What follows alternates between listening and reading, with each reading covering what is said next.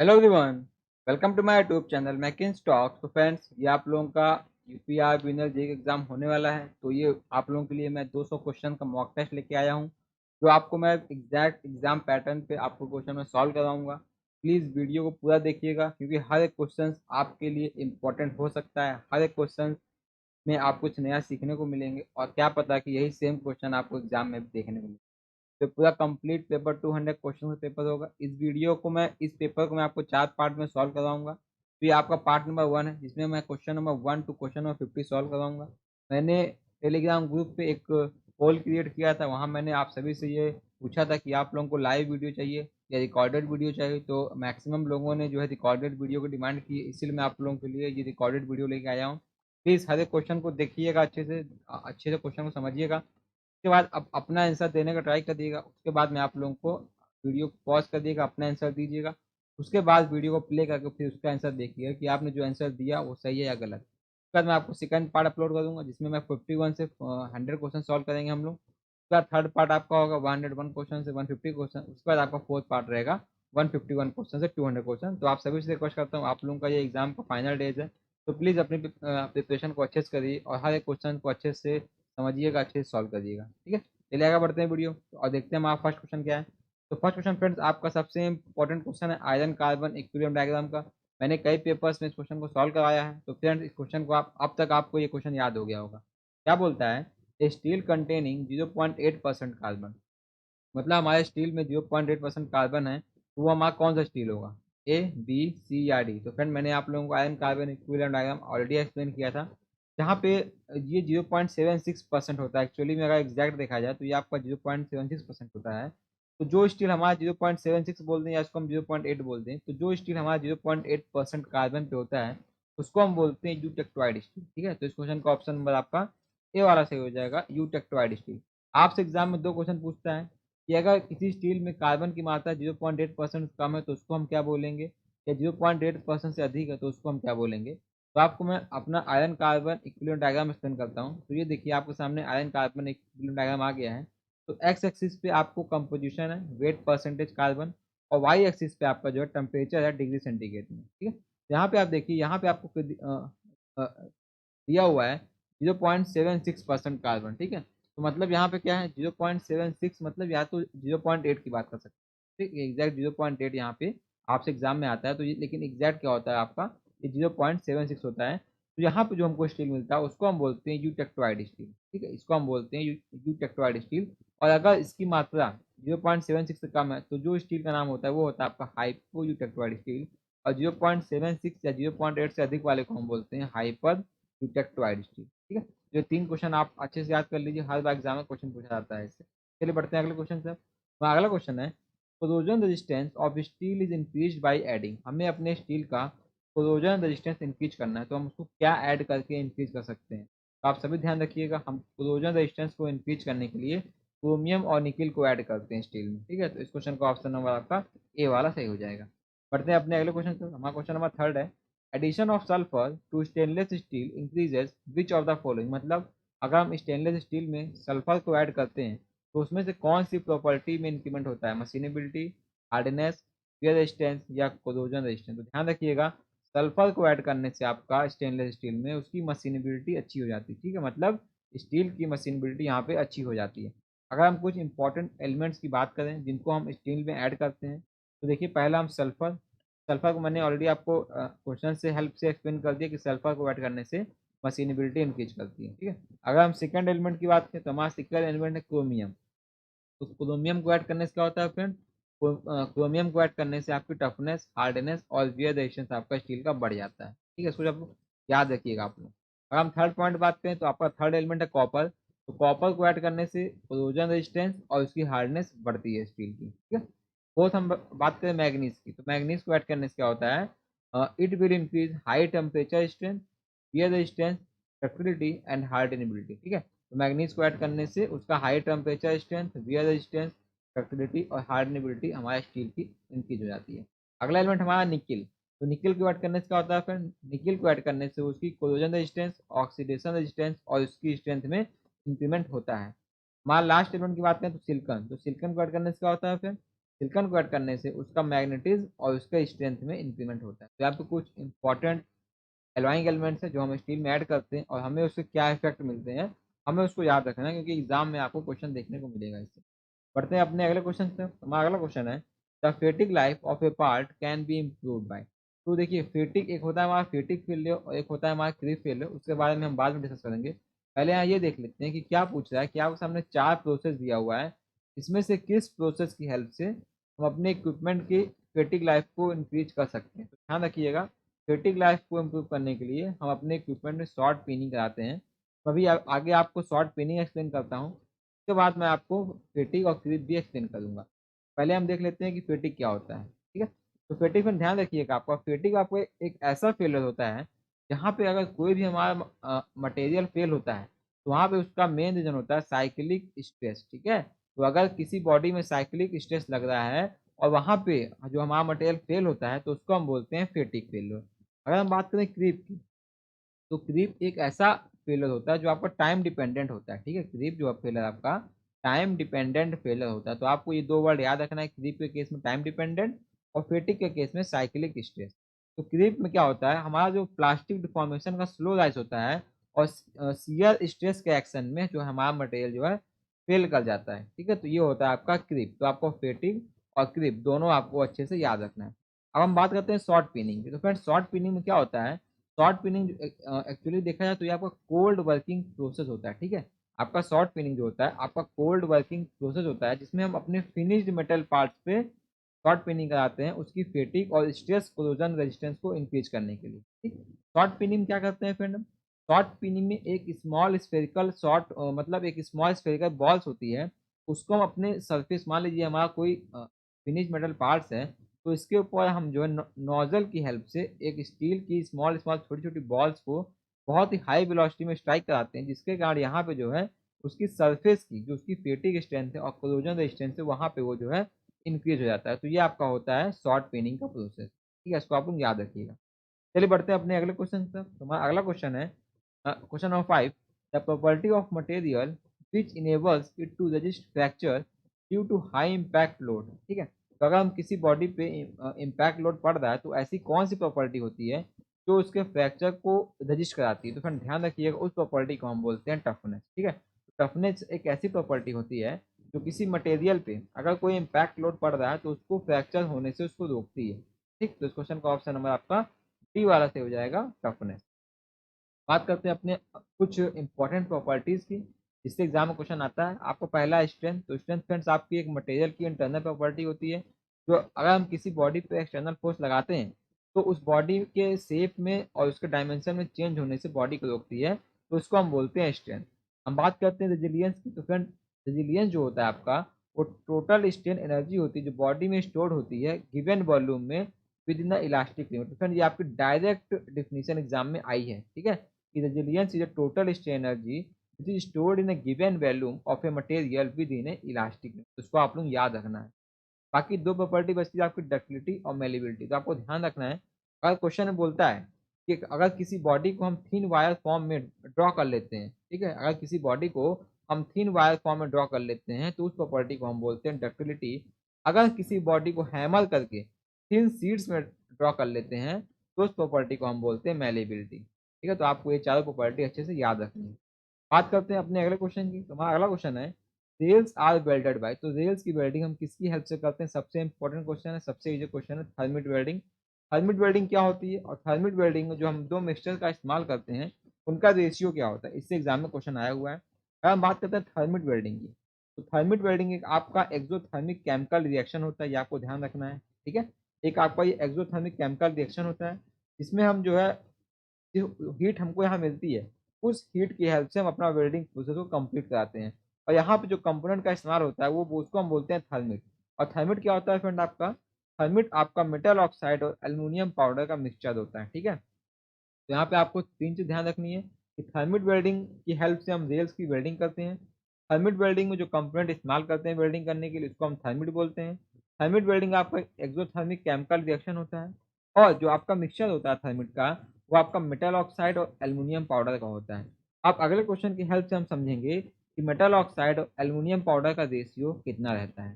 उससे पहले मैं आपको थर्मिट वेल्डिंग का फिगर दिखा दूँ। तो ये आपका थर्मिट वेल्डिंग का फिगर आप सभी लोग इसको अपने डिप्लोमा कोर्स में अच्छे से आपने इसको पढ़ा होगा, ठीक है। चलिए अगर मैं बात करूँ अगले क्वेश्चन की, उससे पहले मैं आपको कुछ इंपॉर्टेंट वेल्डिंग के एप्लीकेशन बता दूँ, जिससे कि एग्जाम में क्वेश्चन आया हुआ है। पूछता है कि रेजिस्टेंस वेल्डिंग का मैक्सिमम उपयोग कहाँ करते हैं? तो रेजिस्टेंस वेल्डिंग का मैक्सिमम एप्लीकेशन जो आपका ऑटोमोबाइल के क्षेत्र में होता है। थर्मिट वेल्डिंग का उपयोग फ्रेंड्स आपका रेल जॉइंट में होता है। टंगस्टन इनर्ट गैस वेल्डिंग मतलब इसको हम टिग वेल्डिंग भी बोलते हैं। तो टिग वेल्डिंग का उपयोग फ्रेंड्स एरोस्पेस इंडस्ट्रीज और न्यूक्लियर रिएक्टर्स में होता है। अगर हम बात करें सबमर्ज्ड आर्क मेटल वेल्डिंग, तो इसका आपका हैवी इंजीनियरिंग इक्विपमेंट और शिप वेल्डिंग में इसका उपयोग होता है। गैस मेटल आर्क वेल्डिंग का joining of metal sensitive to atmosphere gas मतलब गैस मेटल आर्क वेल्डिंग का उपयोग जहाँ करते हैं हम, जहाँ पे उन मेटल से ज्वाइनिंग करनी होती है जो एटमॉस्फेयर गैसेज में बहुत ही ज़्यादा सेंसिटिव होते हैं, जैसे कि आपका स्टेनलेस स्टील हो गया, एल्यूमिनियम हो गया और मैग्नीशियम हो गया। तो ये आपको इंपॉर्टेंट वेल्डिंग और उनके इंपॉर्टेंट एप्लीकेशन पर याद रखने हैं, ठीक है।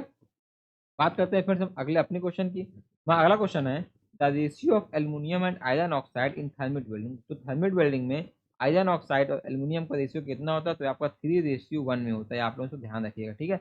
एल्युमिनियम का 3 पार्ट और आयरन ऑक्साइड का 3 पार्ट। तो इस क्वेश्चन का ऑप्शन नंबर आपका डी वाला से हो जाएगा 3:1 में।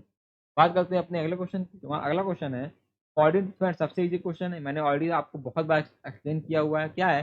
According to fans law for fan having constant wheel diameter the pressure varies. तो फ्रेंड आपका जो प्रेशर वेज होता है वो आपका फैन की स्पीड का स्क्वायर में वेरी होता है, ठीक है। तो यहाँ पे इस क्वेश्चन का ऑप्शन नंबर आपका बी वाला से हो जाएगा square of the fan speed, ठीक है। चलिए बढ़ते हैं अपने अगले क्वेश्चन तक। हमारा अगला क्वेश्चन है in double acting compressor the air is compressed. मान लीजिए कोई आपका ये आपका सिलेंडर है, ये आपका पिस्टन है, ठीक है।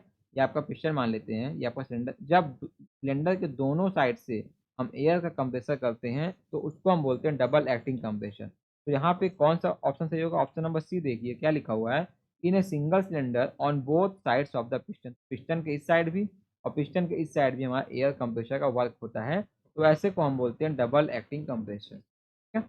बात करते हैं अपने अगले क्वेश्चन की। तुम्हारा अगला क्वेश्चन है हीट एंड वर्क।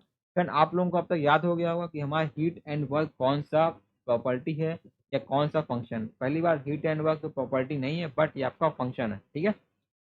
तो जो आपका हीट एंड वर्क है वो आपका पाथ फंक्शन होता है, इसलिए इस क्वेश्चन का ऑप्शन हमें आपका सी वाला से जाएगा पाथ फंक्शन, ठीक है फ्रेंड। अगर हम बात करें अगले क्वेश्चन की, तो अगला क्वेश्चन है the function of A fly wheel. Fly wheel का फंक्शन क्या होता है? मैंने ऑलरेडी इस पे पूरा चैप्टर फ्लाई व्हील का अपलोड किया हुआ है, जिसमें मैंने 2 पार्ट में वीडियो अपलोड किया हुआ है। पहले मैंने आपको फ्लाई व्हील समझाया है और दूसरे पार्ट में मैंने आपको फ्लाई व्हील से रिलेटेड जितने भी एग्जाम में क्वेश्चन आए हुए हैं, चाहे वो न्यूमेरिकल क्वेश्चन हो चाहे वो थ्योरेटिकल क्वेश्चन हो, मैंने उसको आपको प्रॉपर सॉल्व करवाया है। यहाँ पे इसका सही आंसर क्या होगा कि फ्लाई व्हील का फंक्शन क्या होता है? फ्लाई व्हील का फंक्शन होता है स्पीड के फ्लक्चुएशन को प्रिवेंट करना, ठीक है। तो इसलिए इस क्वेश्चन का ऑप्शन नंबर आपका सी वाला से हो जाएगा to prevent the fluctuation of speed, ठीक है। बढ़ते हैं अपने अगले क्वेश्चन तक। हमारा अगला क्वेश्चन है the critical radius is the insulation radius at which the resistance to heat flow is. मतलब आपके हीट फ्लो में, जो आपका हीट फ्लो होता है, हीट फ्लो में रेजिस्टेंस क्रिएट करना, ठीक है। हीट फ्लो में रेजिस्टेंस क्या होता है? मिनिमम होता है, मैक्सिमम होता है, जीरो, मतलब क्रिटिकल रेडियस आपकी ऐसी रेडियस होती है जहाँ पे आपका हीट फ्लो का रेजिस्टेंस जो है मिनिमम होता है, ठीक है। मान लीजिए आपकी कोई पाइप है, यहाँ पे कोई पाइप है, यहाँ से पाइप से आपका फ्लो हो रहा है और यहाँ पे हमने कोई इंसुलेशन प्रोवाइड करा दिया पाइप के बाहर, ठीक है। तो ये आपका पाइप का इंसुलेशन प्रोवाइड करा दिया मैंने आपको यहाँ पे। तो हमारा उद्देश्य ये है कि हम हीट को यहाँ से फ्लो करें, इस एंड से हमको हीट मिल जाए, ठीक है। बट इधर से हीट का फ्लो ना होने पाए, इधर से जो है बाहर पाइप के बाहर जो है साइड वॉल से हीट का फ्लो ना होने पाए, तो जो हम ये रेडियस प्रोवाइड कराते हैं, ये जो आपकी रेडियस होती है इसको हम बोलते हैं आरसी क्रिटिकल रेडियस। तो क्रिटिकल रेडियस वो रेडियस होती है जहाँ पे आपका हीट का फ्लो में रेजिस्टेंस जो होता है वो मिनिमम होता है, ठीक है। मतलब आपका यहाँ पे मैक्सिमम हीट फ्लो होती है और जो रेजिस्टेंस इसको मिलता है यहाँ पे मिनिमम मिलता है, ठीक है। अगर हम बात करें फ्रेंड्स आपका कि क्रिटिकल रेडियस होती क्या है, तो आप ध्यान दीजिएगा।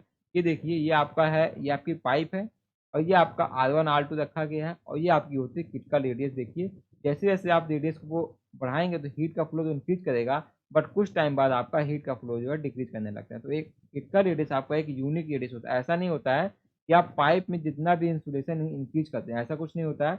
एक फिक्स रेडियस तक ही हमको इंसुलेशन इंक्रीज करना होता है। तो अगर हम डिफिनेशन की बात करें तो इसको हम बोलते हैं it is the radius of insulation before heat transfer increases and after that heat transfer decreases. तो आप ध्यान दीजिए देखिए, ये आपकी ऐसी रेडियस होती है क्रिटिकल रेडिएशन जिसके पहले आपका हीट ट्रांसफर तो इंक्रीज करता है, बट उसके बाद आपका हीट ट्रांसफर जो है डिक्रीज करने लगता है। ठीक है, ये आपकी होती है डेफिनेशन क्रिटिकल रेडियस की। ठीक, अगर हम बात करें क्रिटिकल रेडियस का फॉर्मूला क्या होता है, तो ध्यान रखिएगा, क्रिटिकल रेडियस का फॉर्मूला सिलेंड्रिकल बॉडी के लिए होता है R इक्वल टू के बाई एच। ये आपका होता है फॉर सिलेंड्रिकल बॉडी, इसको आप नोट कर लीजिए कि सिलेंड्रिकल बॉडी के लिए आपका होता है के बाई एच, और स्फेरिकल बॉडी के लिए आपका होता है 2 के बाई एच। 2 के बाई एच होता है आपका स्फेरिकल बॉडी के लिए, और सिलेंड्रिकल बॉडी के लिए होता है आपका के। फ्रेंड, इसको आपको याद रखना है, आपसे डायरेक्टली एग्जाम में क्वेश्चन पूछता है कि क्रिटिकल रेडियस का फॉर्मूला क्या होता है। ठीक है, चलिए बात करते हैं फ्रेंड्स अपने अगले क्वेश्चन की। फ्रेंड्स, अगर आप लोगों को इन सभी क्वेश्चंस का पीडीएफ चाहिए तो फ्रेंड उसके लिए आपको चैनल से ज्वाइन होना पड़ेगा। तो आपको सब्सक्राइब के बगल में ज्वाइन का ऑप्शन मिलेगा, आप वहाँ पे क्लिक करके लेवल 2 वाली मेंबरशिप ज्वाइन कर सकते हैं। मैं आपको आपकी ईमेल आईडी पे इसका पीडीएफ सेंड कर दूंगा। ठीक है, देखिए अगला क्वेश्चन क्या बोलता है, क्वेश्चन बोलता है which of the following is the failure of material due to cyclic stress. मैंने अभी आपको लास्ट में एक क्वेश्चन एक्सप्लेन किया था, साइक्लिक स्ट्रेस के द्वारा अगर किसी मटेरियल में फेलियर होता है तो उसको हम क्या बोलते हैं, उसको हम बोलते हैं फेटिक। ठीक है, तो इस क्वेश्चन का ऑप्शन नंबर आपका डी वाला सही हो जाएगा, फेटिक। बात करते हैं अपने अगले क्वेश्चन की। तुम्हारा अगला क्वेश्चन है which of the following is the slow rise of plastic deformation under the action of shear stresses when it is below the yield strength of the material. तो यहाँ पे आपसे बोला है कि टाइम डिपेंडेंट जो फेलर होता है उसका नाम क्या होता है। मैंने अभी आपको ऑलरेडी पीछे एक्सप्लेन किया हुआ है कि क्रीप फेलर जो होता है हमारा, वो हमारा टाइम डिपेंडेंट फेलर होता है। तो इसलिए इस क्वेश्चन का ऑप्शन नंबर आपका सी वाला सही हो जाएगा। ठीक है, बढ़ते हैं अपने अगले क्वेश्चन की तरफ। उससे पहले मैं आपसे फिर से जो मैंने अभी आपको फर्स्ट क्वेश्चन एक्सप्लेन किया, उसके लिए आपसे रिक्वेस्ट करता हूँ कि आप लोग HW1 का आंसर दीजिए कि अगर 0.8% से कम हमारा कार्बन होता है तो उसको हम कौन सा स्टील बोलते हैं।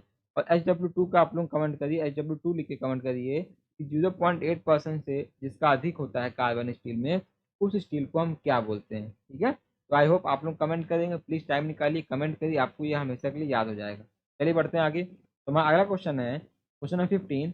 The energy of the isolated system is always a constant which is given by। तो आइसोलेटेड एनर्जी की सिस्टम हमेशा कांस्टेंट होती है, उसको हम किस लॉ से देते हैं, तो ध्यान रखिएगा, उसको हम जो है फर्स्ट लॉ से देते हैं। तो इस क्वेश्चन का ऑप्शन नंबर आपका बी वाला हो जाएगा, फर्स्ट लॉ ऑफ थर्मोडायनेमिक्स। ठीक है, अगर हम आइसोलेटेड सिस्टम की बात करें तो आइसोलेटेड सिस्टम ऐसा सिस्टम होता है जिसमें ना तो हम एनर्जी का एक्सचेंज कर सकते हैं, ना तो हम जो है मास का एक्सचेंज कर सकते हैं। तो जहाँ पे आपका डेल्टा ई भी जीरो होता है और आपका वहाँ पर डेल्टा एम भी आपका जीरो होता है, तो ऐसे को हम बोलते हैं आइसोलेटेड सिस्टम। ठीक है, और फर्स्ट लॉ ऑफ थर्मोडायनेमिक्स से क्या होता है कि energy of isolated system will be remain constant according to the first law of thermodynamics. पढ़ते हैं अपने अगले क्वेश्चन तक। अगला क्वेश्चन है क्वेश्चन नंबर 16। 16 क्या बोलता है, the ideal gas refrigeration cycle is the same as the. जो आपकी आइडियल गैस रेफ्रिजरेशन साइकिल है वो किसके सेम होती है, वो आपकी होती है रिवर्स ब्रेटन साइकिल के सेम टू सेम। इसीलिए इस क्वेश्चन का ऑप्शन नंबर आपका बी वाला सही हो जाएगा। फ्रेंड्स, आप लोग जब मैं क्वेश्चन बताता तो आप लोग उससे पहले इसका आंसर आप सोच लीजिए, क्योंकि अब आपका एग्जाम होने वाला है, तो आपके पास बिल्कुल भी टाइम नहीं है कि आप लोग अब सबको पढ़िए, बस आपको रिवाइज करना है कि आप लोगों का एक मॉक टेस्ट है, तो मैं इसको लाइव लेके आने वाला था जिससे कि आप लोग लाइव क्वेश्चन का आंसर दें। बट आप जैसे क्वेश्चन देखिए, आप क्वेश्चन के बाद वीडियो को पॉज करिए और आंसर देने का ट्राई करिए, उसके बाद आप वीडियो को प्ले करके फिर इसका सोल्यूशन देखिए। ठीक है, चलिए बढ़ते हैं अपने अगले क्वेश्चन की तरफ। तो अगला क्वेश्चन है which of the following properties of refrigerant is undesirable. बताइए कौन सी फॉलोइंग की मतलब कौन सी रेफ्रिजरेंट की प्रॉपर्टी जो हमको नहीं चाहिए होती है। ऑप्शन है high critical temperature, option b low specific heat of liquid, option c low specific volume vapour, option d high boiling point. Friend, इस क्वेश्चन का ऑप्शन आपका होगा option number d, high boiling point. हमें जो है अपने refrigerant की high boiling point नहीं चाहिए होता है। अगर हम कुछ प्रॉपर्टीज़ की बात करें तो या फिर कुछ फिजिकल प्रॉपर्टीज आप उसको देख लीजिए, इसी में क्वेश्चन बार बार पूछता है। आपकी कुछ थर्मोडाइनिक प्रॉपर्टीज है, फिर ये आपकी जो है रेफ्रिजरेंट की कुछ थर्मोडाइनिक प्रॉपर्टीज है, और ये आपकी कुछ केमिकल प्रॉपर्टीज है आपकी रेफ्रिजरेंट की। तो फिर ये सब प्रॉपर्टीज आपको याद रखनी है। रेफ्रिजरेंट की ये मैक्सिमम प्रॉपर्टीज होती हैं और जिनसे एग्जाम में क्वेश्चन बनता है। देखिए यहाँ पे ऑलरेडी लिखा हुआ था कि थर्मोडायनिक प्रॉपर्टीज में रेफ्रिजरेंट की प्रॉपर्टी जो है लो बॉइलिंग पॉइंट होना चाहिए, तो यहाँ पे आपको दिया था हाई बॉइलिंग पॉइंट, इसलिए इस क्वेश्चन का ऑप्शन नंबर ये वाला रॉन्ग हो जाएगा। ठीक है, बढ़ते हैं अपने अगले क्वेश्चन का। तो हमारा अगला क्वेश्चन है a series of operation which takes place in certain order and restore the initial conditions at the end is known as. मतलब एक हमारा सीरीज ऑपरेशन का जो एक सर्टेन ऑर्डर में होता है और बाकी उसके बाद वो अपना इनिशियल कंडीशन वापस रिस्टोर कर लेता है, उसको हम क्या बोलते हैं, कौन साइकिल बोलते हैं, तो इसको हम बोलते हैं थर्मोडायनेमिक साइकिल। ठीक है, मैं अभी आपको इस सब साइकिल की डेफिनेशन दिखाता हूँ। तो अगर थर्मोडायनेमिक साइकिल की बात करें तो उसकी डेफिनेशन होती है a series of operation which takes place in a certain order and restore the initial condition at the end is known as thermodynamic cycle। अगर हम बात करें रिवर्सिबल साइकिल की, a process is reversible if after it has been carried out it is possible to restore both the system and its entire surrounding to exactly the same state they were in before the process। तो इसको हम बोलते हैं reversible cycle. अगर आप irreversible cycle की बात करें तो इसमें क्या होता है, the system and its surrounding can not return, मतलब वो अपनी इनिशियल स्टेट पे वापस नहीं आ सकते हैं जब हमारा प्रोसेस एंड होता है, तो इसको हम बोलते हैं इरिवर्सिबल। ठीक है, बढ़ते हैं अपने अगले क्वेश्चन पर। तो हमारा अगला क्वेश्चन है dash is a boiler mounting, इसमें से कौन सी फ्रेंड्स आपकी बॉयलर माउंटिंग है, air pre heater, economiser, fusible plug या सुपर हीटर। पर ध्यान रखिएगा, कुछ बॉयलर माउंटिंग्स में आपको एक्सप्लेन करूंगा, उससे पहले आप लोग इसका आंसर बताइए। बट इसका आंसर आपका होगा option number c, fusible plug. तो आपको जो फ्यूजिबल प्लग होता है फ्रेंड, वो आपको एक तरह से बॉयलर माउंटिंग होता है। और कुछ बॉयलर माउंटिंग्स मैं आपको एक्सप्लेन कर देता हूँ, जैसे कि सेफ्टी वाल्व हो गया, स्टीम स्टॉप वाल्व हो गया, vent valve, pressure gauge, water level indicator, feed check valve, fusible plug और ब्लो ऑफ। तो फ्रेंड्स ये सब आपको कुछ इंपॉर्टेंट बॉयलर माउंटिंग्स हैं। ठीक है, चलिए बढ़ते हैं अपने अगले क्वेश्चन पर। तो हमारा अगला क्वेश्चन है Newton's law of viscosity states that. तो friend Newton law of viscosity ने क्या बताया था, आप सभी को याद होगा, stress is directly proportional to d u by d y. इसका मतलब क्या हुआ, stress equal to mu d u by d y. मतलब इसको हम क्या बोलते हैं, इसको हम बोलते हैं वेलोसिटी ग्रेडियंट। इसको हम क्या बोलते हैं, इसको हम बोलते हैं वेलोसिटी ग्रेडियंट। तो इस क्वेश्चन का ऑप्शन नंबर क्या होगा फ्रेंड, इस क्वेश्चन का ऑप्शन नंबर आपका बी वाला से हो जाएगा कि shear stress is directly proportional to the velocity gradient. ठीक है, चलिए बढ़ते हैं अपने अगले क्वेश्चन पर। हमारा अगला क्वेश्चन है rate of angular deformation of fluid element is equal to rate of angular deformation of fluid element is equal to shear stress, coefficient of dynamic viscosity, coefficient of kinematic viscosity या velocity gradient। तो ध्यान रखिएगा, जो आपका ये होता है इसका सही आंसर होगा, सही आंसर इसका होगा velocity gradient। ठीक है, जो आपका रेट ऑफ एंगुलर डिफॉर्मेशन होता है वो आपके होता है इक्वल टू velocity gradient। और हम velocity gradient की बात करें तो उसके कुछ और नाम है, जैसे कि इसका एक नाम है rate of angular deformation, rate of angular deformation जो आप क्वेश्चन में ही पूछा है कि, और क्या नाम है इसका, और नाम है rate of shear deformation, rate of shear deformation. अगले क्वेश्चन की बात करें तो इसका अगला नाम है rate of shear strain, rate of shear strain. तो फ्रेंड्स ये सब आपको याद रखना है, जैसे कि इसको हम क्या बोलते हैं, क्या होता है rate of shear strain equal to d phi by d t equal to d u by d y. ठीक है, इसको आपको याद रखना है। पढ़ते हैं अपने अगला क्वेश्चन पर। तो हमारा अगला क्वेश्चन है क्वेश्चन नंबर 22, क्या बोलता है हीट एंड वर्क का, मैंने ऑलरेडी आपको एक्सप्लेन कर दिया कि हीट एंड वर्क हमारे क्या होते हैं, पाथ फंक्शन होते हैं। बट मैं यहाँ पे आपको जो है इंटेंसिव प्रॉपर्टी और एक्सटेंसिव प्रॉपर्टी आपको एक्सप्लेन कर देता हूँ। देखिए हमारी जो इंटेंसिव प्रॉपर्टी होती है, इंटेंसिव प्रॉपर्टी होती है जो प्रॉपर्टी हमारे मास पे इंडिपेंडेंट होती है, मतलब मास पे डिपेंड नहीं करती है। ठीक है, उस प्रॉपर्टी को हम बोलते हैं इंटेंसिव प्रॉपर्टी। जैसे कि आपका प्रेशर, डेंसिटी, टेम्परेचर, सभी स्पेसिफिक प्रॉपर्टीज आपकी जो होती है इंटेंसिव प्रॉपर्टीज होती हैं। ठीक, बात कर लेते हैं एक्सटेंसिव प्रॉपर्टी की। तो एक्सटेंसिव प्रॉपर्टी वो होती है the properties of the system which are dependent on the mass of a system. मतलब वो प्रॉपर्टीज जो आपके सिस्टम के मास पर डिपेंड करती हैं, उसको हम बोलते हैं एक्सटेंसिव प्रॉपर्टी, जैसे कि एनर्जी, वॉल्यूम, एंट्रोपी एक्सेट्रा। ठीक है, चलिए बढ़ते हैं अगले क्वेश्चन से। हमारा अगला क्वेश्चन है Hooke's law holds good up to yield point, plastic limit, breaking point या लिमिट प्रोपोर्शनलिटी। आप लोग उसको स्ट्रेस स्ट्रेन डायग्राम आपने अच्छे से पढ़ा होगा, वहाँ पे आपने देखा होगा जो वहाँ हुक्स लॉ होता है वो लिमिट ऑफ प्रोपोर्शनलिटी तक ही काम करता है, वहाँ तक इसको होल्ड गुड करता है। ठीक है, इस क्वेश्चन का ऑप्शन नंबर आपका बी वाला सही हो जाएगा। बढ़ते हैं अपने अगले क्वेश्चन पर। अगला क्वेश्चन है sinkage allowance on the pattern is provided to take care of. तो मतलब सिंकेज अलाउंस को हम किसी पैटर्न में क्यों देते हैं, लिक्विड सिंकेज को कंपनसेट करने के लिए, सॉलिड सिंकेज को कंपनसेट करने के लिए, लिक्विड एंड सॉलिड बोथ को कंपनसेट करने के लिए, या एनी वन लिक्विड सॉलिड और लिक्विड को कंपनसेट करने के लिए। तो ध्यान रखिएगा, जो हम सिंकेज अलाउंस देते हैं पैटर्न में, वो हम अपने सॉलिड सिंकेज को कंपनसेट करने के लिए अपना सिंकेज अलाउंस पैटर्न में दिया जाता है। इसलिए इस क्वेश्चन का ऑप्शन नंबर आपका बी वाला सही होगा। ठीक है, बढ़ते हैं अपने अगले क्वेश्चन की तरफ। हमारा अगला क्वेश्चन है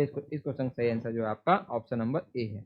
पढ़ते हैं अपने अगले क्वेश्चन तक। तुम्हारा अगला क्वेश्चन है the efficiency of Diesel cycle approaches to Otto cycle when, ठीक है, जब हमारी ऑटो साइकिल की एफिशिएंसी जब डीजल साइकिल आने लगती है उस समय क्या करना है हमको? कट ऑफ इज मतलब उसमें cut off increase, cut off decrease करना है, कट ऑफ जीरो करना है, या कट ऑफ को कांस्टेंट रखना है? तो फ्रेंड, जब हमको डीजल साइकिल की एफिशिएंसी को ऑटो साइकिल के पास लेके आनी है तो हमें उस समय जो अपने कट ऑफ को जीरो रखना है, ठीक है। और एक आपका होता है कट ऑफ रेशियो, ध्यान रखिए कट ऑफ अलग होता है, कट ऑफ रेशियो अलग होता है। तो कट ऑफ रेशियो को हमें 1 रखना होता है और कट ऑफ को हमें जो है जीरो रखना होता है। तो ये बहुत ही कंफ्यूजन वाला चीज़ है, तो आपको याद रखना है, ठीक। कट ऑफ रेशियो 1 होता है और कट ऑफ रेशियो जीरो होता है। जब भी ऐसा क्वेश्चन आपसे पूछेगा कि when the efficiency of Diesel cycle approaches to Otto cycle, ठीक है। पढ़ते हैं अपने अगले क्वेश्चन की तरफ। तुम्हारा अगला क्वेश्चन है for the same maximum pressure and heat input the efficiency of power cycle, मतलब same maximum pressure and heat input the efficiency of power cycle. आपको एफिशिएंसी के 4 ऑप्शन दिए हुए हैं। अब आप बताइए इसमें से कौन डिक्रीजिंग में रहेगा, मतलब किसकी एफिशिएंसी ज़्यादा रहेगी, किसकी एफिशिएंसी कम रहेगी for same maximum pressure and heat input. ध्यान रखिएगा सेम मैक्सिमम प्रेशर और हीट इनपुट में आपका डीजल की इफिशियंसी सबसे ज़्यादा रहती है और ऑटो की इफिशियंसी सबसे कम रहती है, ठीक है। तो अगर हम बात करें सेकंड, इससे सेकंड क्वेश्चन क्या बनता है, for same compression ratio and heat output क्या बनेगा, for same compression ratio, for same compression ratio and heat output यहाँ पे क्या दिया था, for same maximum pressure and heat input. तो इस केस में आपकी डीजल की एफिशिएंसी ज़्यादा थी, बट सेम कंप्रेशन रेशियो और हीट आउटपुट के केस में आपकी पेट्रोल की एफिशिएंसी मतलब ऑटो की एफिशिएंसी आपकी ज़्यादा रहेगी, उसके बाद डुबल रहेगा और उसके बाद आपका जो है डीजल आता है, ठीक है। तो इसको आपको याद रखना है, ठीक। बढ़ते हैं अपने अगले क्वेश्चन की तरफ। तुम्हारा अगला क्वेश्चन 29 नंबर क्वेश्चन है। क्या बोलता है, a taper provided on the pattern for its easy and clean withdrawal from the mold is known as। Friend हमको आप सभी को पता है कि हम अपने मोल्ड में कुछ अलाउंसेस देते हैं, सबके अपने अलग अलग रोल हैं। यहाँ पे पूछ रहा है जो अपने मोल्ड में हम या अपने पैटर्न में हम टेपर अलाउंस देते हैं, उस अलाउंस को नाम क्या होता है, जो हम टेपर प्रोवाइड करते हैं उस अलाउंस का नाम क्या होता है, फिर उस अलाउंस का नाम होता है ड्राफ्ट अलाउंस, ठीक है। इसलिए क्वेश्चन का ऑप्शन नंबर आपका डी वाला चल जाएगा, ड्राफ्ट अलाउंस। बढ़ते हैं अपने अगले क्वेश्चन की तरफ। हमारा अगला क्वेश्चन क्वेश्चन नंबर 30 क्या बोलता है, the ratio of two specific heat of air is equal, मतलब दो स्पेसिफिक हीट का रेशियो पूछ रहा है। तो मान लीजिए स्पेसिफिक हीट क्या होती है, कांस्टेंट वैल्यूम पे होती है आपकी 0.720 किलो जूल पर केजी केल्विन और कांस्टेंट प्रेशर पे आपका होता है 1 किलो जूल पर केजी केल्विन, और रेशियो क्या इसका होगा फ्रेंड्स, CP/CV। तो जब रेशियो निकालेंगे तो वो आएगा आपका 1.072, ये आपका आएगा फ्रेंड्स 1.41, ठीक है। इसलिए इस क्वेश्चन का ऑप्शन नंबर आपका डी वाला सही रह जाएगा 1.41। एक आपका और होता है CP-CV इक्वल टू आर, तो इसको भी आपको याद रखना है। तो फ्रेंड इसका रेशियो का इस क्वेश्चन का ऑप्शन आपका 1.41 है, ठीक है। देखते हैं हमारा अगला क्वेश्चन क्या है। तो अगला क्वेश्चन बोलता है आपसे, according to which law all perfect gases changes in volume by 1/273 of their original volume at 0 degree for every 1 degree change in temperature when pressure remains constant। तो आपसे पूछता है कि जब प्रेशर रिमेन्स कांस्टेंट रहता है उसमें कौन सा लॉ लगता है, Joule's law, Boyle's law, Gay Lussac law या चॉस लॉ। तो इसका एक ट्रिक है, मैं आपको ट्रिक बताता हूँ। BCG divided by TPV।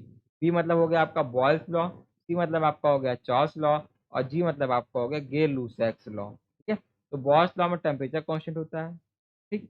चॉस law में क्या होता है फ्रेंड, चॉस लॉ में आपका पी से क्या प्रेशर कांस्टेंट होता है, और गे-लुसैक लॉ में क्या होता है फ्रेंड, गे-लुसैक लॉ में आपका वॉल्यूम कांस्टेंट होता है। अब आपसे यहाँ क्वेश्चन पूछता है वहाँ प्रेशर कांस्टेंट है, तो प्रेशर कांस्टेंट में हमारा चॉस लॉ यहाँ पे एक्टिवेट हो जाता है, इसलिए इस क्वेश्चन का ऑप्शन नंबर आपका डी वाला से हो जाएगा चॉस लॉ, ठीक है। चॉस लॉ जो भी आपको बोलिए, बस आपको ये ट्रिक याद रखनी है, BCG TPV, और आप किसी भी क्वेश्चन का आंसर इजीली दे लेंगे। चलिए बढ़ते हैं अपने अगले क्वेश्चन से। हमारा अगला क्वेश्चन है, properties of substances like pressure, temperature and density in thermodynamic coordinates are. ये जो प्रॉपर्टीज होती हैं क्या होती हैं, path function, point function, cyclic function या रियल फंक्शन। फ्रेंड ये सब प्रॉपर्टी जो आपकी होती हैं वो होती हैं आपकी पॉइंट फंक्शन, इसलिए इस क्वेश्चन का ऑप्शन नंबर आपका बी वाला से हो जाएगा पॉइंट फंक्शन, ठीक है। बाकी हीट एंड वर्क जो होते हैं वो आपके पाथ फंक्शन होते हैं।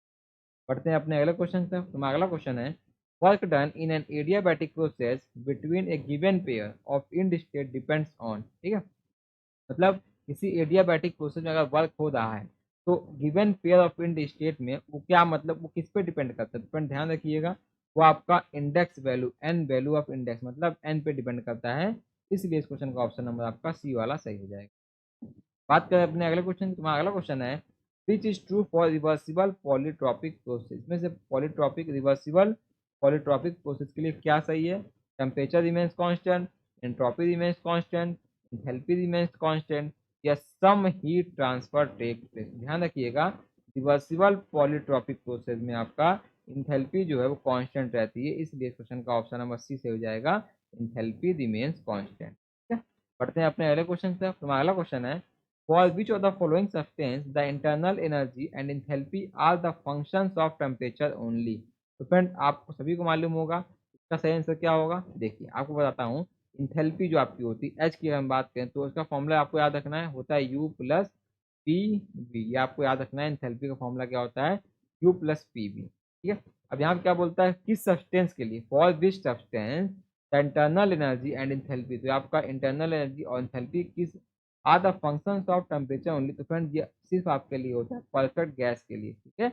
इसलिए इस क्वेश्चन का ऑप्शन नंबर आपका डी वाला हो जाएगा परफेक्ट गैस। बात करते हैं अपने क्वेश्चन नंबर 36 की।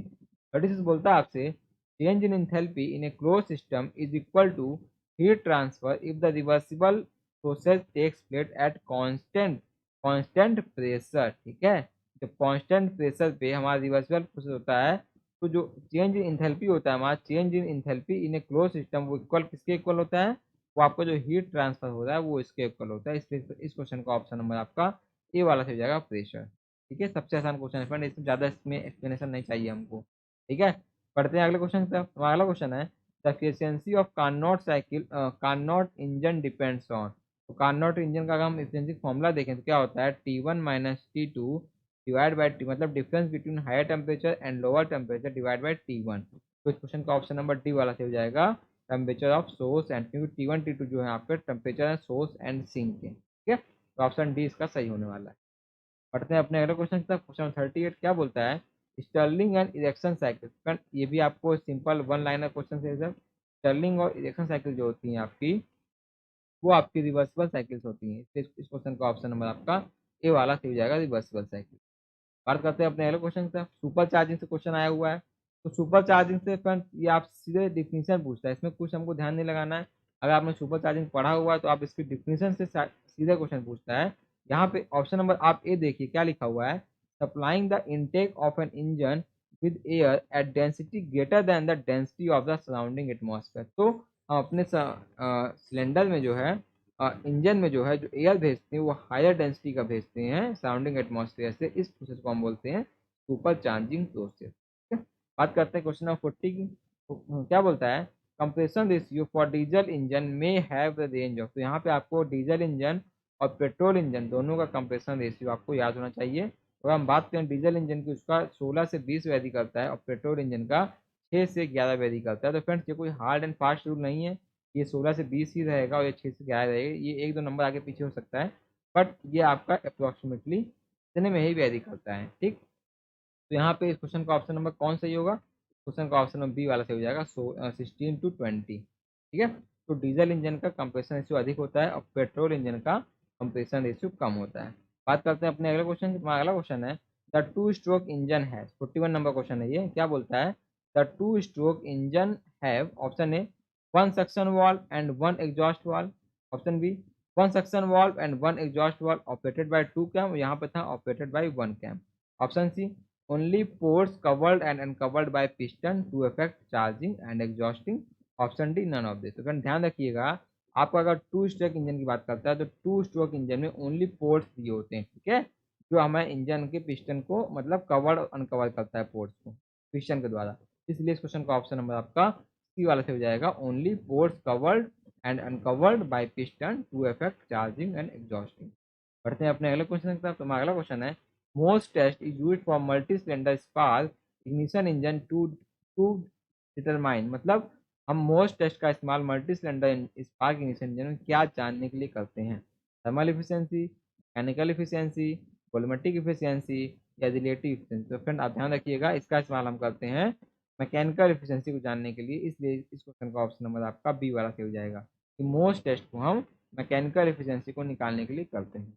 बात करते हैं अगले क्वेश्चन की, क्वेश्चन नंबर 43। क्या बोलता है, characteristics equation of gas is given by. तो गैस की कैरेक्टरिस्टिक इक्वेशन किसके द्वारा देते हैं, पीवी इक्वल टू एमआरटी। सब्सटेंशन क्वेश्चन है, इस क्वेश्चन का ऑप्शन नंबर आपका बी वाला सही है, पीवी इक्वल टू एमआरटी। ठीक है, बढ़ते हैं अपने अगले क्वेश्चन की तरफ। अगला क्वेश्चन है क्वेश्चन नंबर 44। क्या बोलता है, dryness fraction of steam is defined है। फिर आपको ऑप्शन नहीं देखना है, आपको बस ड्राइनेस फ्रैक्शन का फॉर्मूला याद होना चाहिए। क्या होता है formula, mass of dry steam divided by mass of dry steam plus mass of water vapour in suspension. ठीक है, आप ऑप्शन नंबर सी देखिए, ऑप्शन नंबर सी बोल रहा है mass of dry steam divide by mass of dry plus mass of water vapour in suspension. यहाँ पे option number सी सही होने वाला है। पढ़ते हैं आप क्वेश्चन नंबर 45 की तरफ। तो देखिए 45 क्या बोलता है, the velocity of a body on reaching the ground from height H. अगर किसी एच हाइट से कोई बॉडी गिर रही है, ठीक है, तो उसकी वेलोसिटी का फॉर्मूला क्या होगा, आप सभी ने पढ़ा होगा फिजिक्स में, b equal to under root two g है, जिसमें कुछ भी रॉकेट साइंस नहीं है। यहाँ पे क्वेश्चन का ऑप्शन नंबर सी सही होने वाला है, अंडर रूट टू जी है। पढ़ते हैं क्वेश्चन नंबर 46 का। 46 बोलता है the periodic time T is given by, यहाँ पे आपका ओमेगा जो है एंगुलर वेलोसिटी है पार्टिकल का रेडियन पर सेकंड में। तो आप सभी को फ्रिक्वेंसी का फॉर्मूला याद होगा, क्या होता है, वन अपॉन टाइम पीरियड। ठीक है, फ्रिक्वेंसी इक्वल टू क्या होगा, ओमेगा अपॉन टू पाई, क्योंकि टाइम यहाँ से आप देखिए one upon t equal to omega upon two pi, और यहाँ पे टी इक्वल टू हो जाएगा टू पाई बाई ओमेगा। ठीक है, तो यहाँ पे इस क्वेश्चन का ऑप्शन नंबर कौन सही होगा, two pi by omega. Option number B वाला सही हो जाएगा यहाँ पे, टू पाई बाई ओमेगा। ठीक है, बढ़ते हैं अपने अगले क्वेश्चन की तरफ। हमारा अगला क्वेश्चन 47 है। क्या बोलता है, when shaft is subjected to torsion the shear stress induce in the shaft varies from. Friend आपको पहले टॉर्शन इक्वेशन याद रखनी है। ठीक है, आपको पहले टॉर्शन इक्वेशन याद रखनी है और बेंडिंग मूवमेंट इक्वेशन याद रखनी है।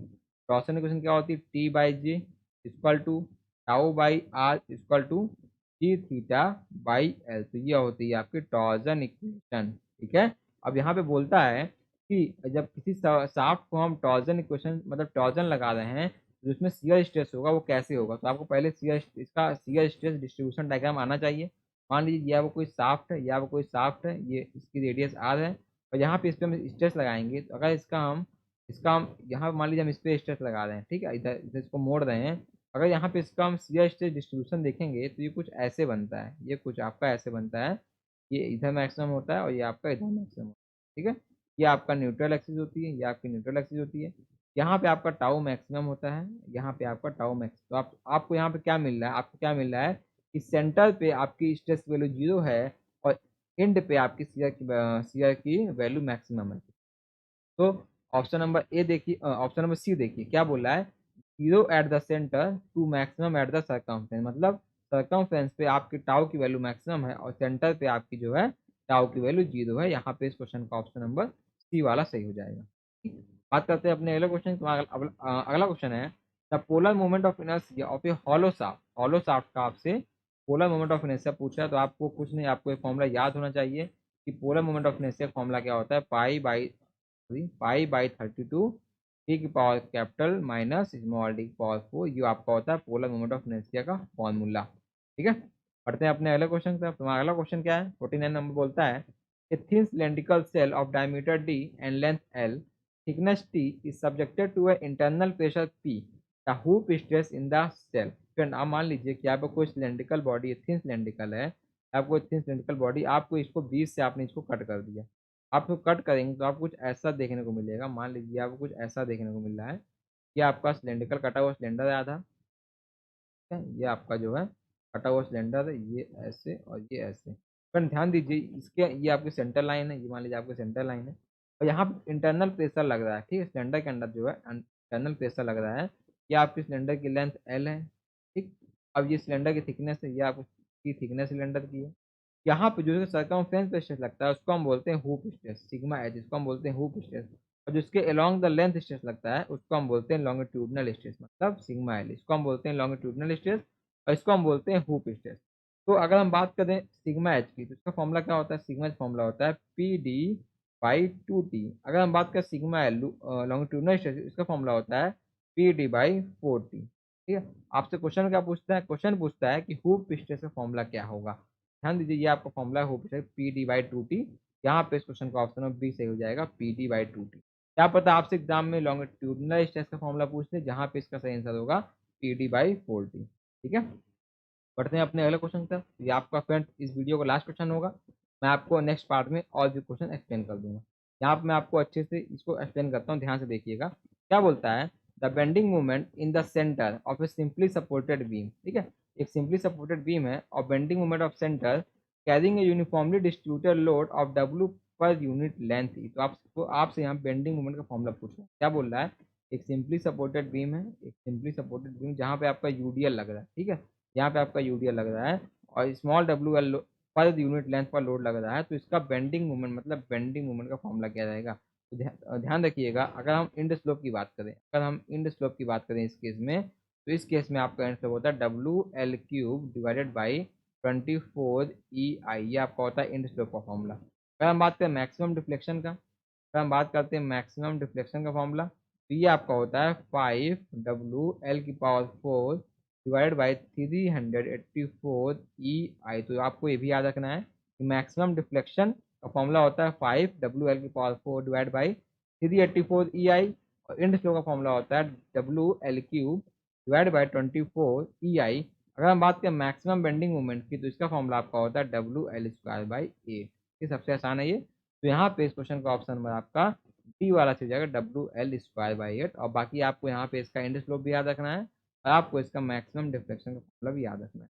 ठीक है फ्रेंड, मैंने आपको टोटल 1 to 50 क्वेश्चन सॉल्व करवा दिए। आई होप आपको इस क्वेश्चन से कुछ नया सीखने को मिला होगा। तो प्लीज़ वीडियो में कमेंट करके बताइए कि आपको वीडियो कैसा लगा। तो अगर वीडियो अच्छा लगा तो प्लीज़ वीडियो को लाइक कर दीजिएगा। जितने भी आपके दोस्त हैं उन तक वीडियो शेयर कर दीजिए, जिससे कि सबकी हेल्प हो जाए। और channel friend first time visit कर रहे हैं तो प्लीज़ सब्सक्राइब कर लीजिए, जिससे कि आने वाली वीडियो आपको टाइम पे मिल सके। मैं फिर इस पार्ट सेकंड जल्दी अपलोड कर दूंगा। मिलते हैं हम आपसे अगले वीडियो में, तब तक के लिए goodbye and take care.